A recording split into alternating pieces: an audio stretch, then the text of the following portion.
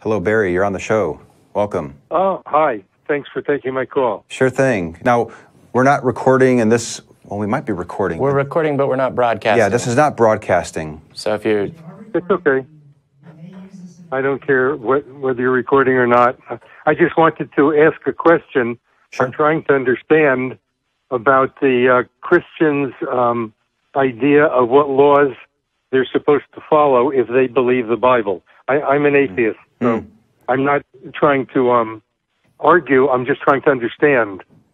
And I wanted to understand whether their idea, the Christian idea, is that they're not liable to follow the commandments in the Old Testament, but only in the New Testament. And I've been looking this up. I'm really curious. And I found something that said that, and I'll read it to you, the various New Testament scriptures stated that Christians are to obey the law of Christ rather than trying to remember the over 600 individual commandments in the Old Testament. So. Well, speaking from my experience, most Christians, and even just expanding this out to all sorts of different believers, whether they believe in Allah or some Hindu god, usually people are not that familiar with their holy book in the first place. So let me just throw that out there. And for the people that are, they are usually just familiar with the rules that they like. And they tend to follow the rules that they like, and they're unaware of the rules that they don't like, or they may have been exposed to it and they just dismiss it. So in my experience from talking to hundreds of people who believe in gods and refer to holy books as the reason why they believe, they're very selective. People are just generally selective. And this isn't just a theistic thing. I think humans just do this naturally. Am I allowed to mention a political figure or a name or not? Yes. Okay, for example, because I've been watching politics and what's going on, and someone like Mike Pence, who claims to be so religious that he will not attend a function where there are women unless he has his wife with him because he's afraid of the thinking about adultery, which is a very minor thing, I think. But on the other hand, he's constantly lying, so he doesn't follow even one of the commandments in the Ten Commandments about false witness against your, they're both laws, and how he can follow one and not the other, unless this is right that they don't follow anything in the Old Testament. That's a good point, and it's a reason why I don't even quibble with people about what their holy books say, because people will pick what they like, and they follow what they like. They're generally, it seems, that people are constructing a version of their deity in the form that they want it to be. So there will be a slew of Christians that would laugh at Pence for his position on that, and there's a whole bunch of Christians that think that he's a noble person and he's setting such a fine example. And frankly, I think it's a waste of time to argue with people about their lack of following directions from their holy book. I don't even get into it for that very reason, because people will twist those words around to fit their idea of what it should be. I don't know if you have any thoughts on that. Yeah, I'm not arguing with anybody, because I started to when I first years ago when I realized that I was an atheist, and it was I wasn't changing anybody's mind by arguing with them. I was just making enemies. That's a good way of putting it. Yeah. So, but I have a strong desire to understand this, because it's so important in the world today.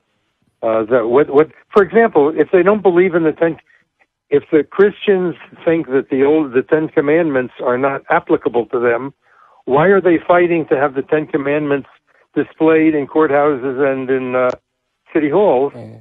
So I think I'm sure it's not the Jews requesting that, or the atheists. Yeah. So I think one of the things is that this plays into the pattern of how they come to conclusions about what is right and what God's will is. I'm speaking now somewhat specifically about, I'm going to use specific examples of modern American Christians, particularly the evangelical movement, but I think that just coming to conclusions based on faith that this description applies to all those instances, which is that they come to a conclusion and they are correct. And so when they're presented with new information, it's not, should I consider my position? It's, how does this new information how does this new thing that I've heard fit in a world where my conclusion is definitely true?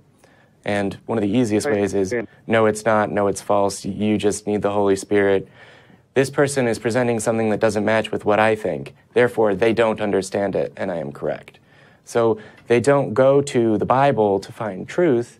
They'll go to the Bible when they're not sure maybe about which car to buy, or like whether, oh, what is my right path, and then they'll find a passage that they can sort of Rorschach test into the conclusion that their mind will supply for them. But for them, it's not really like, oh, let me go back through and read this. It's almost like a series of cultural norms that are passed down in a kind of social identity that they would say, oh, no, I'm a Christian, and that means that I am a good person, and that I go to church on Sunday, and that I do all of this. Whereas if you're speaking theologically, Christian would usually mean, I believe that Jesus Christ died on a cross to save the world from original sin, right? Like the fact that you could believe that and then also not go to church on Sunday or be particularly nice to other people. I think you hit on a good point that people generally, they have these beliefs, they know that there's some book that is a source of truth, at least they think that it is, and then they'll go to the book and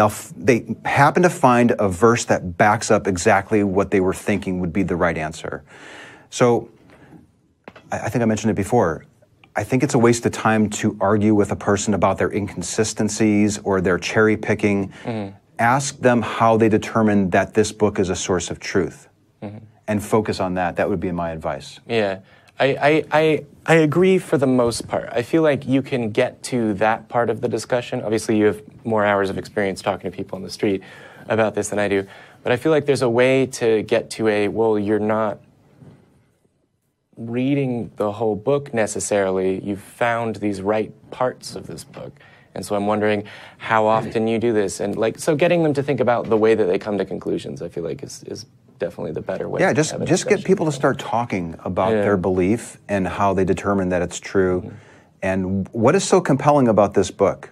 When somebody else can look at it and come to a completely different conclusion, how can we figure out who has interpreted it correctly? And if we can't figure it out, then is it honest to be confident that what you're believing in is true? So, okay, Barry, thanks for your call. I think we'll jump over to the next call unless you have anything more for Barry. Do we have any more callers in the queue? Oh no, we've got another caller in the queue. I would just say, depending on how much you want to talk to people to help them sort of escape this, right? That's the language that I use in that description is kind of aggressive sounding. I don't think I can help anybody. I was just trying to understand. Oh, well, yeah. You really helped me to understand. Great. Yeah, there's also the book. Thank you very much. Oh, well, yeah. I think he's eager to go. Thanks for calling, Barry. Really. Hey, by the way, how did you hear about calling us before you go? I am a big fan of your show, and I watch on YouTube, but I'm sure that the ones I'm watching on YouTube are 2-3 years old. I just had no idea you were still there or when you were there, but I called the number that I see on the YouTube screen, and somebody answered, so I was delighted. Oh, nice. Yeah. I was about to ask which show, because this is the Atheist Experience studio, but Anthony has his own show as well. If you'd like I'm looking at one that shows Matt Dillahunty and Jen Peoples on the screen. That's the Atheist Experience. Yeah, thanks for watching. Yeah. And I'm glad that you called, too. Yeah. And if you Google Anthony Magnabosco, you can see him having lots of conversations with this. And if you listen to those. Are you going to be watching live at 4:30 Central Time? No, I just go to YouTube and I put up Atheist Experience, and I get all of these. Okay. I just click on them as I go along. We're going to be live broadcasting in about 4 hours. Yeah. And I'm going to show a couple of examples of the conversations that I have with people, if everything works out right. Also, Barry, when you go to YouTube and you search that, there's actually, the Atheist Experience has its own YouTube channel, and you can get an update when we go live and when we put out new episodes. But can you tell me how to find that? I'm not very knowledgeable about I just type on YouTube, and because I've been watching it, these just come up. Right. But I don't know how to find your channel. All right, so if you type into the YouTube search bar, Atheist Experience Channel, then in the results, Oh, he's doing it now. yeah. Atheist Experience Channel. Okay, I'll try that. Right. Yeah, Thank you very much. Subscribe and Yeah. turn on notifications, and you should get alerts whenever we go live. Yeah. Okay. Yeah. And feel free to call in again at this time next week or at 4:30 Central today or next week. Okay. Thank you, Yeah. Barry. Thanks for calling. Okay, thanks. Okay, more Bye-bye. callers. Bye. And then, yeah, you can drop? drop him.